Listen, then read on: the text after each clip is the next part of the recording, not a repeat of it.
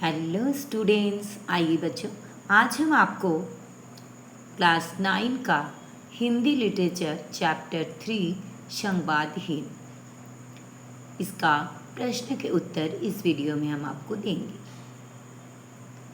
तो चलिए बच्चों स्टार्ट करते हैं। निम्नलिखित प्रश्नों के उत्तर दीजिए। पहला प्रश्न है, भगवान कैसे नैया पार लगेगी?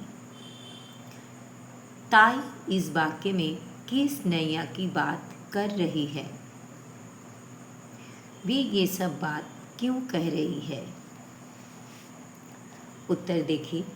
ताई इस वाक्य में अपनी जीवन रूपी नैया यानी जिंदगी के सफर की बात कर रही है। वे ऐसा इसलिए कह रही है क्योंकि वे अकेली थी, वृद्ध थी और उनका देखभाल करने वाला कोई नहीं था, जिससे उन्हें अपना आगे का जीवन बिताना कठिन लग रहा था। अब नेक्स्ट प्रश्न को देखिए। धीरे धीरे सब पराये हाथ में चला गया। इस वाक्य में किस घटना की ओर संकेत किया गया है? उत्तर है, इस वाक्य में ताई की धन संपत्ति, घर और अधिकारों के धीरे धीरे समाप्त होने या दूसरों के हाथों में चले जाने का घटना की ओर संकेत किया गया है, जिसके कारण वे आर्थिक और सामाजिक रूप से असहाय हो गई है। यानी ताई का धन संपत्ति, घर, अधिकार सब कुछ धीरे धीरे समाप्त हो गया था, खत्म हो गया था, दूसरे के हाथों में चला गया था, जिसके कारण वो आर्थिक एवं सामाजिक रूप से असहाय हो गई थी। नेक्स्ट क्वेश्चन है, ताई की सारी ममता मिट्ठू पर बरस पड़ी, क्यों? उत्तर है, ताई जीवन में अकेली थी और उनके अपने आत्मीयजन उनसे दूर हो चुके थे। मिट्ठू यानी तोता के प्रति उनके मन में स्नेह जागा और उसने ताई के खालीपन को भरा, इसलिए उनकी सारी ममता मिट्ठू पर बरस पड़ी। यानी ताई जीवन में अकेली थी, उनका कोई भी परिवार का नहीं था और उनके अपने आत्मीयजन उनसे दूर हो चुके थे। तो उनका एकमात्र सहारा जो मिट्ठू था, उनके प्रति मन में बहुत ज़्यादा उसका प्यार था। उसने ताई के खालीपन को भर दिया था, इसलिए उनकी सारी ममता मिट्ठू पर ही बरस पड़ी। अब नेक्स्ट प्रश्न देखिए 4 नंबर में। अब ताई को इस बात की पूरी जानकारी रहने लगी थी कि किसके खेत में हरी मिर्चें तैयार हो गई है और किस पेड़ में फसल के आखिरी अमरूद बचे हैं। इस वाक्य द्वारा ताई के व्यक्तित्व में आए परिवर्तनों के विषय में क्या क्या पता चलता है? उत्तर है, इस वाक्य से पता चलता है कि ताई पहले जो उदास, एकाकी और जीवन से विरक्त रहती थी, मिट्ठू आने के बाद वे सजग, सक्रिय और जीवन में रुचि लेने वाली बन गई। वे मिट्ठू की पसंद की चीज़ें जुटाने के लिए आसपास की गतिविधियों पर ध्यान देने लगी थी। यानी इस वाक्य से यही पता चल रहा कि ताई जो थी वो अकेली पड़ गई थी, इसलिए वो हमेशा उदास रहती थी, अपना जीवन से वो विरक्त हो चुकी थी। लेकिन मिट्ठू के आने के बाद वो उसके साथ रहने लगी और अपने जीवन के प्रति वो रुचि भी लेने लगी और वो हमेशा सोचती रही कि मिट्ठू क्या पसंद करती है और मिट्ठू की पसंदीदा चीज़ जुटाने के लिए वो हमेशा किसी के खेत में देखती थी कि मिर्चें तैयार हो गई कि नहीं और अमरूद पका है कि नहीं। ये सब उसके लिए वो करती फिरती थी।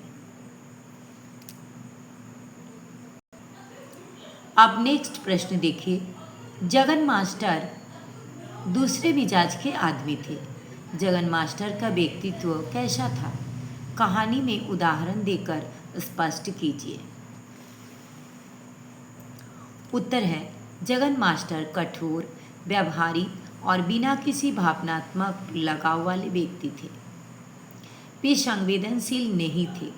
कहानी में जब ताई मिट्ठू के प्रति अत्यधिक लगाव दिखाती है, तब भी जगन मास्टर का रवैया उदासीन और सहानुभूतिपूर्ण नहीं था। यानी जगन मास्टर बहुत कठोर दिल के थे। वे किसी के बारे में कुछ सोचते भी नहीं थे। उनका किसी के प्रति लगाव भी नहीं था।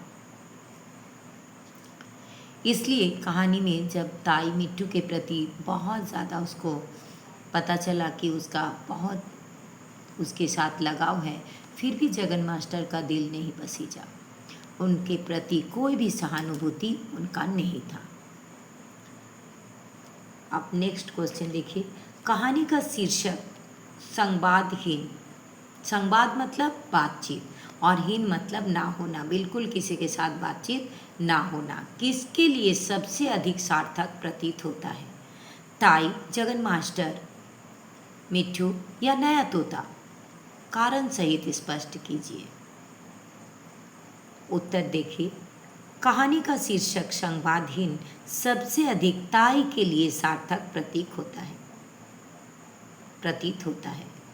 ताई का समाज और अपने लोगों के साथ भावनात्मक संवाद टूट चुका था। यानी किसी के साथ भी उनका बातचीत नहीं था। संवाद मतलब बातचीत, जिसके कारण वे अकेलेपन और संवेदनहीनता से घिरी हुई थी।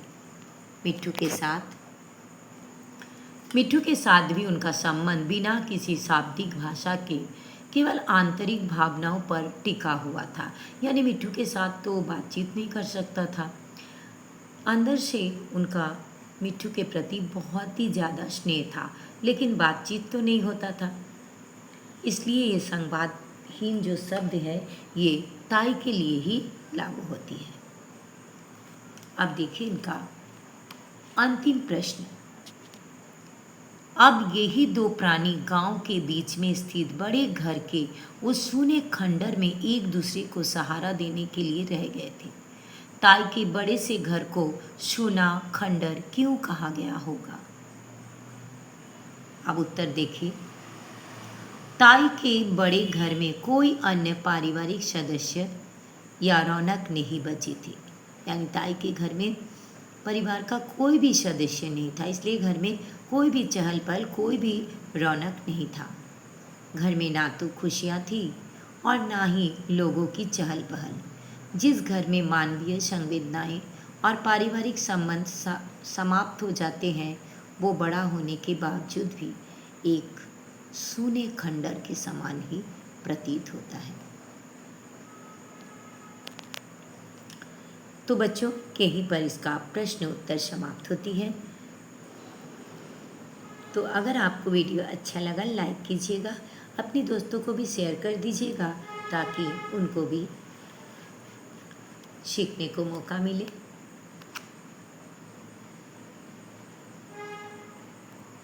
और बच्चों, अभी तक अगर आपने मेरा चैनल को सब्सक्राइब नहीं किए हैं तो प्लीज़ प्लीज़ प्लीज़ सब्सक्राइब कर दीजिएगा, बेल आइकन को भी दबा दीजिएगा ताकि मेरा हर पढ़ाई का नोटिफिकेशन सबसे पहले आपके पास आ जाए।